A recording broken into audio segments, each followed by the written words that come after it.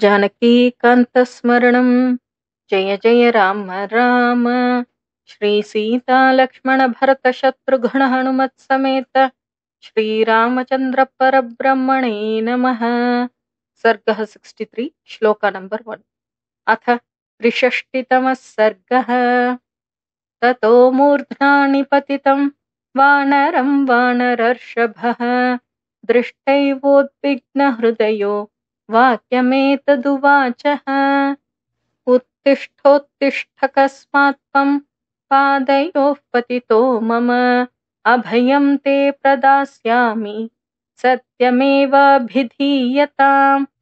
किं सम्भ्रममाद्धितं कृत्स्नं ब्रूहि यद्वक्तुमर्हसि कच्चिन्मधुवने स्वस्ति श्रोतुमिच्छामि वानर। स समाश्वासितस्तेन सुग्रीवेण महात्मना उत्थाय स महाप्राज्ञो वाक्यं दधिमुखो ब्रवीत्।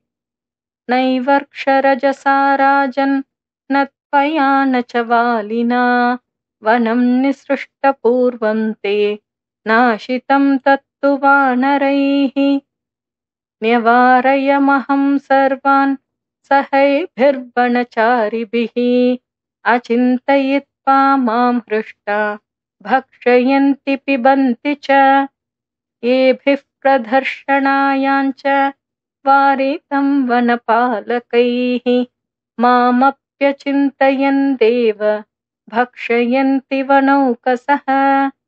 शिष्टमत्रापविध्यन्ति भक्षयन्ति तथा परे निवार्यमाणास्ते सर्वे भ्रुकुटिं दर्शयन्ति हि इमे हि संरब्धतरास्तदा तैः सम्प्रदर्शिताः निवारयन्ते वनात् तस्मात् क्रुद्धैर्वानरपुङ्गवैः। ततस्तैर्बहुभिर्वीरैर्वानरैर्वानरर्षभाः संरक्तनयनैः क्रोधाद्धरयः सम्प्रदर्शिताः पाणिभिर्निहताः केचित् केचिज्जानुभिराहताः प्रकृष्टाश्च तदा कामं देवमार्गं च दर्शिताः। एवमेते हताः शूरास्त्वयि तिष्ठति भर्तरि कृत्स्नं मधुवनं चैव प्रकामं तैश्च भक्ष्यते। एवं विज्ञाप्यमानन्तं सुग्रीवं वानरर्षभम् अपृच्छत्तं महाप्राज्ञो लक्ष्मणः परवीरः। किमयं वानरो राजन् वनपः प्रत्युपस्थितः किञ्चार्थमभिनिर्दिश्य दुःखितो वाक्यमब्रवीत्। एवमुक्तस्तु सुग्रीवो लक्ष्मणेन महात्मना लक्ष्मणं प्रत्युवाचेदं वाक्यं वाक्यविशारदः। आर्यलक्ष्मणसम्प्राह वीरो दधिमुखः कपिः अङ्गदप्रमुखैर्वीरैर्भक्षितं मधुवानरैः। नैषामकृतकार्याणामीदृशस्याद्व्यतिक्रमः वनं यदभिपन्नास्ते साधितं कर्म तद्ध्रुवम्। वारयन्तो भृशं प्राप्ताः पालाजानुभिराहताः तथा न गणितश्चायं कपिर्दधिमुखो बली। पतिर्मम वनस्यायमस्माभिस्थापितः स्वयं दृष्टा देवी न सन्देहो न चान्येन हनूमता। न ह्यन्यः साधने हेतुः कर्मणोऽस्य हनूमतः कार्यसिद्धिर्हनुमति मतिश्च हरिपुङ्गवे। व्यवसायश्च वीर्यञ्च श्रुतं चापि प्रतिष्ठितं जाम्बवान् यत्र नेता स्यादङ्गदश्च महाबलः। हनूमांश्चाप्यधिष्ठाता न तत्र गतिरन्यथा अङ्गदप्रमुखैर्वीरैर्हतं मधुवनं किल।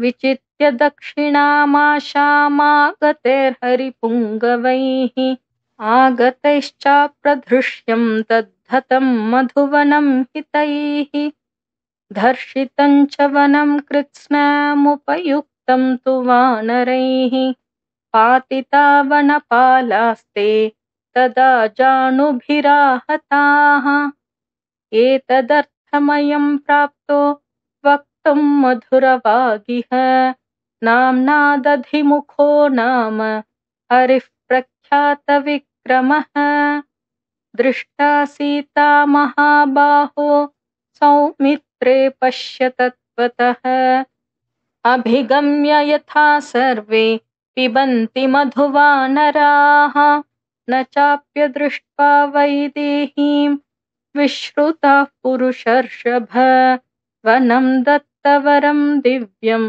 धर्षयेयुर्वणौकसः ततः प्रहृष्टो धर्मात्मा लक्ष्मणः सह राघवः श्रुत्वा कर्णसुखां वाणीं सुग्रीववदनाच्युताम् प्राहृष्यत भृशं रामो लक्ष्मणश्च महायशाः श्रुत्वा दधिमुखस्यैवं सुग्रीवस्तु प्रहृष्य च वनपालं पुनर्वाक्यं सुग्रीवः प्रत्यभाषत प्रीतोऽस्मि सोऽहं यद्भुक्तं वनं तैः कृतकर्मभिः धर्षितं मर्षणीयं च चेष्टितं कृतकर्मणां गच्छ शीघ्रं मधुवनं संरक्षस्व त्वमेव हि शीघ्रं प्रेषय सर्वांस्तान् हनूमत्प्रमुखान् कपीन् इच्छामि शीघ्रं हनुमत्प्रधानान् शाखामृगांस्तान् मृगराजदर्पान् प्रष्टुं कृतार्थान् सह राघवाभ्यां श्रोतुं च सीताधिगमे प्रयत्नम् प्रीतिस्फीताक्षौ सम्प्रहृष्टौ कुमारौ दृष्ट्वा सिद्धार्थौ वानराणां च राजा अङ्गैः संहृष्टैः कर्मसिद्धिं विदित्वा बाहोरासन्नां सोऽतिमात्रं ननन्द इत्यार्षे श्रीमद् रामायणे वाल्मीकीये आदिकाव्ये सुन्दरकाण्डे 63तमः सर्गः जानकीकान्तस्मरणं जय जय राम राम।